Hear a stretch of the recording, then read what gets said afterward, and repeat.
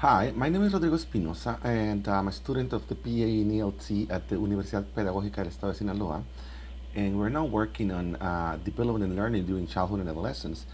And these are quite interesting topics since we are working with students that are uh, kind of living that age. It's important that we understand how they learn and how they develop their skills and abilities that we attempt them to acquire.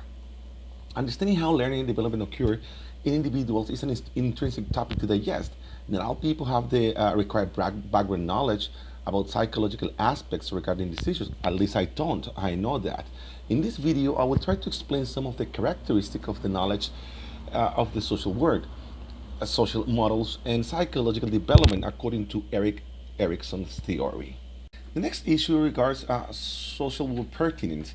Studying knowledge before an individual's perception towards other people is the principal aspect of the social world pertinence research. Vygotsky posits that understanding social institutions allows observers to perceive a second individual through the perspective of a third party. For example, how can a child perceive a salesperson at his role at the specific moment of selling something, differentiated from what he might also be, a friend or the person he is? Well, Vygotsky suggests that this understanding may occur after understanding his personal thinking, and it will only happen after comprehending the contextual situations in which the individual is immersed. The next part uh, uh, refers to theories about the acquisition process. Regarding the acquisition process, there are different ideas. For example, it is perceived that knowledge is received from adults to the children, who are limited to integrate this knowledge as it comes to be necessary at certain stage of his development, which is defined as socialization. Another theory, Piaget's theory, for example, suggests that the child is not limited to his intellectual capacity, meaning that the conceptual proficiency withholds cognitive development. Vygotsky, on the other hand, posits that a child development is closely linked to the society he lives in. There is another theory that I really kind of like because it kind of integrates Vygotsky's and Piaget somehow. Moscovici suggests that individuals' growth occurs through experiencing conflicts, which which Erickson also kind of supports with what he defined as crisis. Uh, well, creating suggests that creating new ideas based on the analysis of pre-constructed representations, and I believe here Moscovici somehow supports his ideas on Piaget's theory of schemas, but as suggested by Vygotsky, based on his own experiences, permitting such representations to grow, continue, or disappear depending on how much they are used. And this somehow makes reference to the neurological theory that describes the usage of a stimulus. The more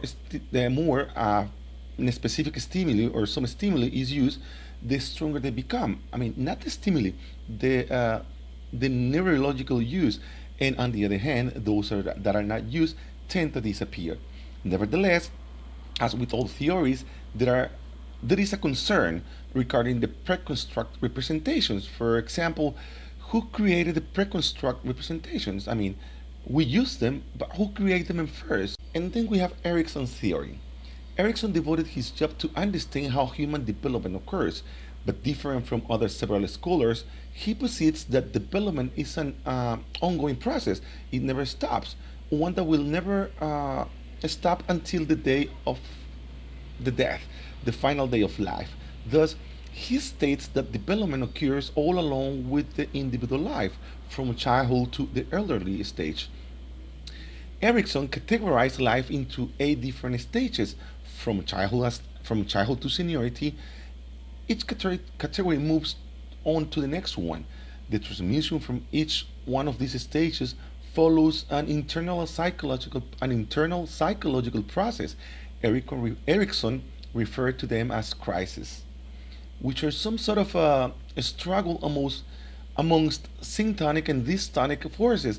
There is a brief description for these syntonic and dystonic forces, or descriptions for these concepts that I will post at the end of the video in a link that I found quite interesting.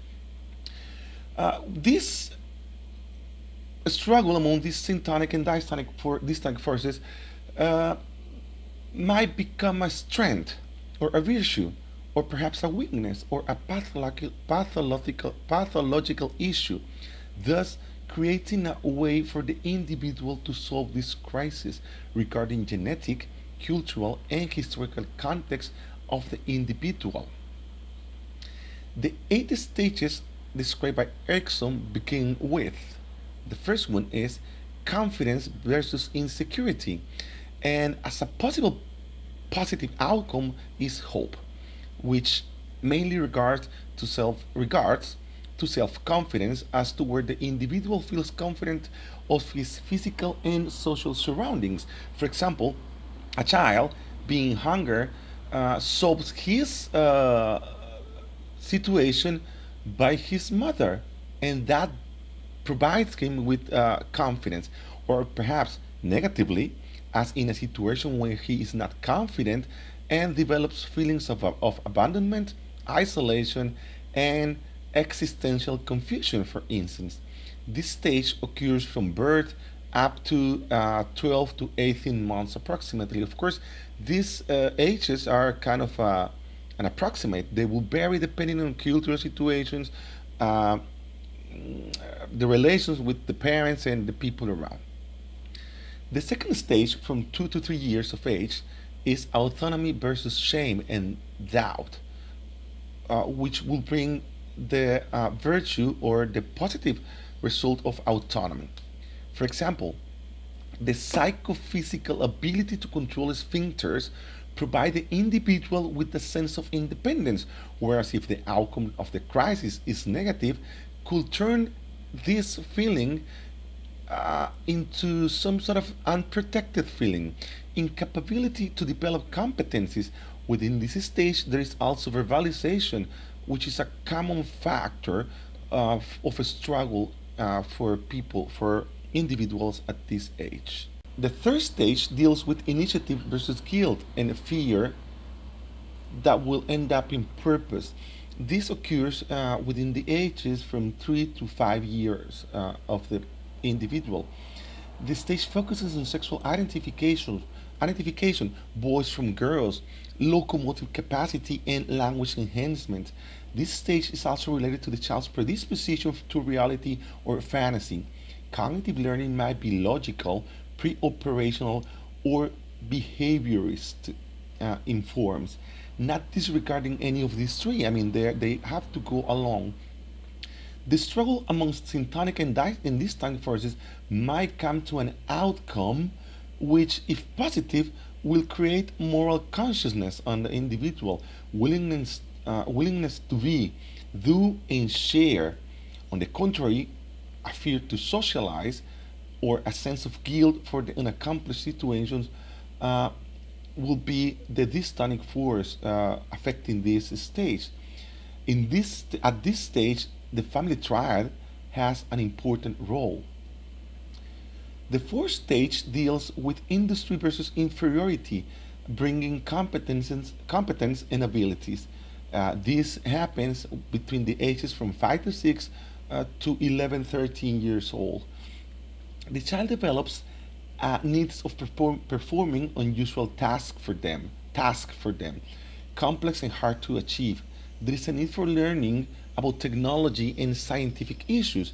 There is also a growing interest in socialization amongst the same gender individuals, creating groups that are kind of interested in the same topics and have the same interests will be the best way to say it.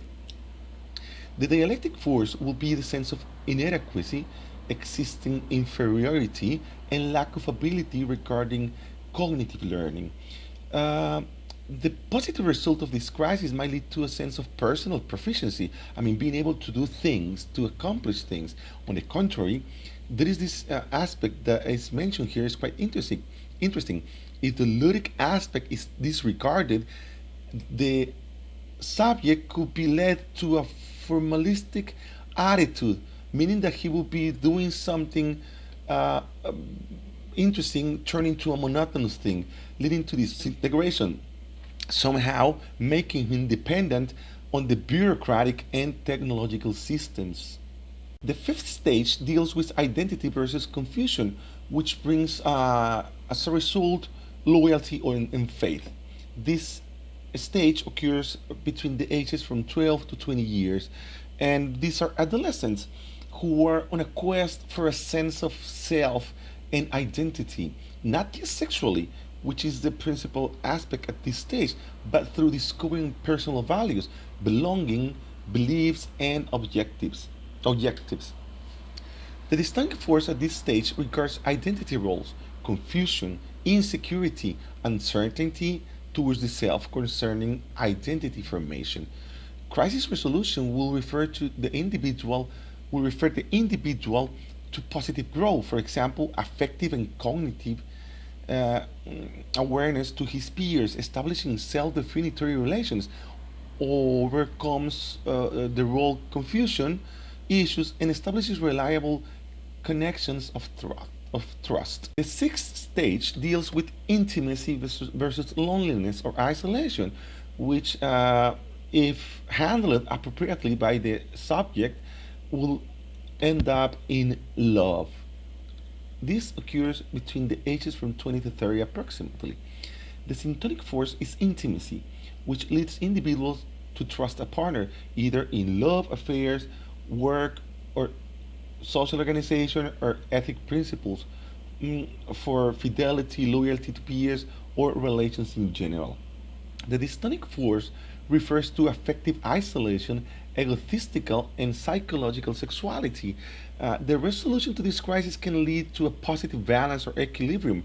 This balance is the capacity for love, sacrifice, and the expression of principles to social relations, which integrate a commitment to institutions, cultural associations, and of course to peers or people close to this individual. He transforms the me into an us. The seventh stage deals with generativity versus stagnation, which ends to care and cherish. From age to 30 to 50, the characteristics for this stage include creating, nurturing, and cherishing things that might be social, family, or economic that will perhaps, as will ideally occur, outlast the individual. Parenting, acting positively towards others' needs, and being socially active in helping future generations. This crisis uh, outcomes might result positive, reflecting in charity in general, not just for people that are close to this individual, but for others' well-being, uh, mm, and people in general, the society in general. On the other hand, if the result comes to be negative, as a pathological situation for the individual, he might pose depressive and narcissist attitudes, frustrating love, for example, marriage, and job, which regarding professional relations, it represents the need for pseudo intimacy, personal infecundity, and rejection. And finally, the eighth stage deals with integrity versus despair, which will lead to wisdom. This occurs from ages uh, 50 and, of course, to the end of the life. The syntonic force will be integrity, which is equal to value or and experiences according to Erickson, and the dystonic force will be despair and absence of values. The result of this crisis during this stage, uh, well, the elderly can perceive accomplishments, thus develop a sense of integrity if he perceives that his life was successful, leading to self-acceptance, emotional integration of trust, feeling what is called universal love, not just love for your family or your close people, but for everyone in general. It will also lead to self confidence regarding style and history. At this stage, a person wouldn't mind how he looks. I mean, that happened a long time ago when he was an adolescent. How he looked, what he liked, it doesn't matter anymore.